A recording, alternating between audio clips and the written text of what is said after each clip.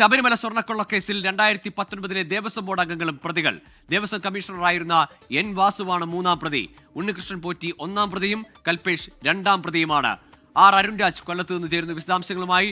അരുൺ, പങ്കില്ല, അറിവില്ല, തങ്ങളുടെ ചുമതലയിലുള്ള കാലത്തല്ലെന്നൊക്കെ പറഞ്ഞൊഴിഞ്ഞ പലരും പ്രതിപട്ടികയിലേക്ക് എത്തുന്നു. തീർച്ചയായും ഗോകുൽ, സ്വർണ്ണക്കടത്തുമായി ബന്ധപ്പെട്ട് ആദ്യഘട്ടത്തിൽ തങ്ങൾക്ക് പങ്കില്ല, തങ്ങൾ ഈ കേസുമായി യാതൊരു തരത്തിലും ഇടപെട്ടിട്ടില്ല എന്നതായിരുന്നു ദേവസ്വം ബോർഡ് പ്രസിഡന്റായിരുന്ന പത്മകുമാറിന്റെയും ദേവസ്വം ബോർഡ് അന്നത്തെ 2019 കമ്മീഷണറായിരുന്ന എൻ വാസുവിന്റെയും അടക്കമുള്ള ആദ്യ നിലപാട്. പക്ഷേ അതിനെ പൂർണ്ണമായും തള്ളുകയാണ് SIT.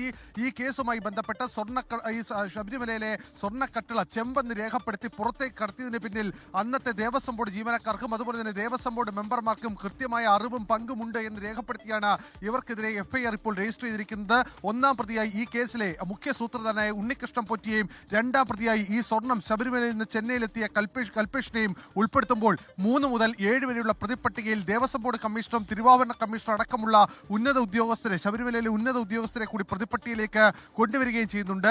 8ാം പ്രതിയായിട്ടാണ് ദേവസ്വം ബോർഡ് മെമ്പർമാരെ ഉൾക്കൊള്ളിക്കുന്നത്. പക്ഷേ ആരുടെയും പേര് പരാമർശിക്കുന്നില്ല. ഇതിൽ ഏറ്റവും കൂടുതൽ FIRലെ ഏറ്റവും ശക്തമായ പരാമർശം ശബരിമലയുടെ വരുമാനത്തിലും ശബരിമലയുടെ സാമ്പത്തികത്തിലും വലിയ ഇടിവുണ്ടാകും എന്ന് മനസ്സിലാക്കി തന്നെയാണ് ഇത്തരമൊരു കടത്ത്, ഈ സ്വർണ്ണക്കടത്ത് ഈ പ്രതികൾ നടത്തിയത്. പരസ്പരം ബന്ധപ്പെട്ട് പരസ്പരം അറിവോടും സമ്മതത്തോടും കൂടിയാണ് ഈ പ്രതികൾ ഇത്തരം പ്രവർത്തികൾ നടത്തിയതെന്നാണ് FIRൽ കൃത്യമായി പരാമർശിക്കുന്നത്. ആദ്യഘട്ടത്തിൽ ദേവസ്വം ബോർഡിന് ഇതിന് പങ്കില്ല എന്നതായിരുന്നു ദേവസ്വം ബോർഡ് അന്നത്തെ പ്രസിഡന്റ് പത്മകുമാറിന്റെ വാദം. പക്ഷേ ദേവസ്വം ബോർഡ് പ്രസിഡന്റ് അറിയാതെ, ദേവസ്വം ബോർഡ് മെമ്പർമാർ അറിയാതെ ദേവസ്വം സെക്രട്ടറിക്ക് ഇത്തരമൊരു ഉത്തരവ് പോലും ഇറക്കാൻ കഴിയില്ല എന്ന് കൂടി SIT ടീം മനസ്സിലാക്കിയിരുന്നു. ഇതിനുകൂടി അടിസ്ഥാനത്തിലാണ് ദേവസ്വം ബോർഡ് മെമ്പർമാരെ കൂടി പ്രതിയാക്കുന്നത്. മറ്റൊരു പ്രധാനപ്പെട്ട കാര്യം, തിരുവാഭരണ കമ്മീഷണർ ഈ കേസിലേക്ക് പ്രതിപട്ടികയിലേക്ക് എത്തുമ്പോൾ ഏറ്റവും ശക്തമായ തെളിവ് ഇതുമായി ബന്ധപ്പെട്ട് SIT ടീമിന് ലഭിക്കുകയും ചെയ്തിട്ടുണ്ട്. ശരി, അരുൺ രാജാണ് കൊല്ലത്ത് നിന്ന് വിവരങ്ങൾ നൽകിയത്.